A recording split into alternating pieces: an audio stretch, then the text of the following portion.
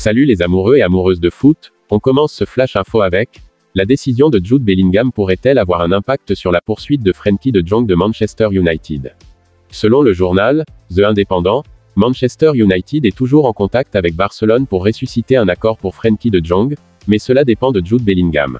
D'après le rapport, en Angleterre, le sentiment est que la course pour Jude Bellingham se déroule entre Manchester United et Liverpool, tandis qu'en Allemagne, le Real Madrid est considéré comme le favori. Jude Bellingham, 19 ans, serait également surveillé par Manchester City et Chelsea. L'Atlético Madrid a confirmé un accord pour la signature permanente de Antoine Griezmann de Barcelone.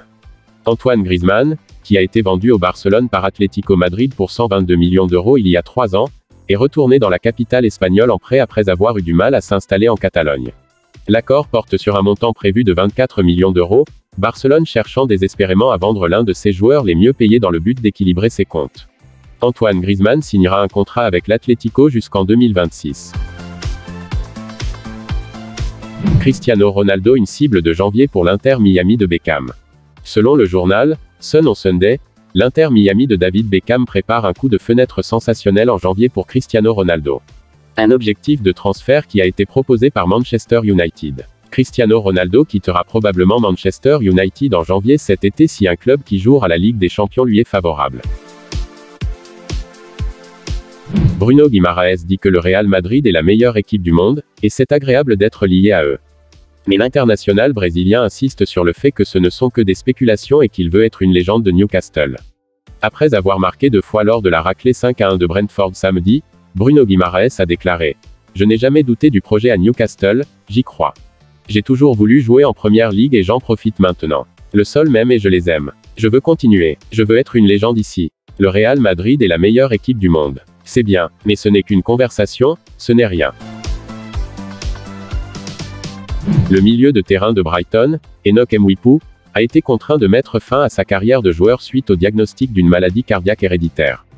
Le président de Brighton, Tony Bloom, a déclaré « Nous sommes tous absolument dévastés pour Enoch. Lui et sa famille ont vécu quelques semaines traumatisantes et bien que nous soyons reconnaissants qu'il ait traversé cette période, il a vu une carrière si prometteuse écourtée à un si jeune âge. En tant que club, nous lui donnerons tout l'amour, l'aide et le soutien que nous pouvons pour qu'il se rétablisse complètement, puis au fur et à mesure qu'il décidera des prochaines étapes de sa vie. » L'entraîneur-chef, Roberto De Zerbi, a ajouté « Je suis vraiment désolé pour Enoch.